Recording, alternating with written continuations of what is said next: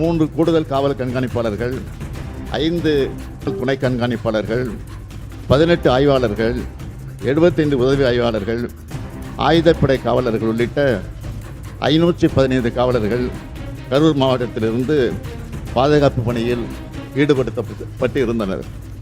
இது மட்டுமின்றி வெளி மாவட்டங்களிலிருந்து ஒரு காவல் துணை கண்காணிப்பாளர், 2 ஆய்வாளர்கள், 8 உதவி ஆய்வாளர்கள், 60 ஆயுதப்படை காவலர்கள், 20 அதிவிரைவு படை காவலர்கள் என 91 பேர் வரவழைக்கப்பட்டிருந்தனர். அன்றைய தினம் பாதுகாப்பு பணிக்காக அதிகாரிகள் மற்றும் காவலர்கள் என மொத்தம் 606 பேர் ஈடுபடுத்தப்பட்டிருந்தனர். காவல்துறை அதிகாரிகள் ஒரு பேட்டியில் குறிப்பிட்ட பொழுது,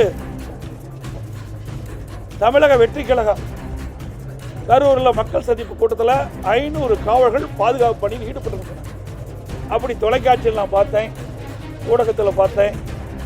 ஆனால் அப்படி 500 பேர் அந்த மக்கள் சந்திப்பு கூட்டத்தில் காவலர் இருந்தால் என்றால் இல்லை என்பதுதான் தெளிவாக தெரியும். எல்லா ஊடக நபர்களும் இருக்கிறீங்க, எங்களுக்கெல்லாம் உங்களுடைய தொலைக்காட்சியில் பார்த்து தான் அந்த கருத்து சொல்லணும். எவ்வளவு பேர் அந்த ஸ்பாட்டில் இருந்தாங்க?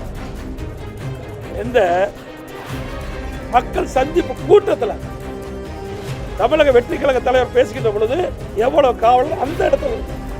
வெளியிலெல்லாம் நிறுத்தலாம் கணக்கு போட்டு ஒரு அறிவிப்பை கொடுக்குறாங்க. ஆனால் பாதுகாப்புக்கு எவ்வளவு நிற்கவில்லை என்பது தெளிவாக தெரியுது. டிஎஸ்பி 500 காவலர்கள் இருந்ததாக வேற சொன்னாங்க. அங்கே காவலர்களும் இல்லை, டிஎஸ்பி யாருமே இல்லை.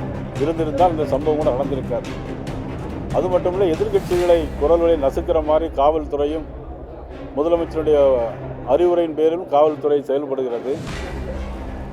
நாங்கள் எதிர்கட்சிகள் எந்த கூட்டம் நடத்தினாலும் காவல்துறை அந்த இடத்திற்கு கேட்கிற இடத்திற்கு அனுமதி தருவதில்லை. நீதிமன்றத்திற்கு போய் தான் நாங்கள் அந்த அனுமதியை வாங்கி தர வேண்டிய ஒரு சூழ்நிலை இருக்கிறது. அது மட்டுமல்ல, தமிழக வெற்றி கழகம் கேட்ட இடம் கரூரில் உள்ள ரவுண்டானா பகுதியை கேட்டிருந்தார்கள்.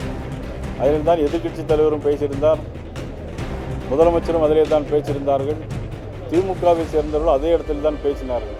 ஆனால் அந்த இடத்தில் அனுமதி கொடுத்திருந்தால் 41 பேர் உயிர் இழந்திருக்க மாட்டார்கள். ஆனால் அதே நேரத்தில் ஒரு குறுகலான இடத்தில் கொடுத்து இவ்வளவு சாவுக்கும் 41 பேர் சாவுக்கும் காரணமாக இன்றைக்கி தமிழக அரசாங்கம் இருந்தது என்று சொன்னால் மிகவும் வருத்தத்திற்கும் வேதனைக்குரிய செயலாக இருக்கிறது.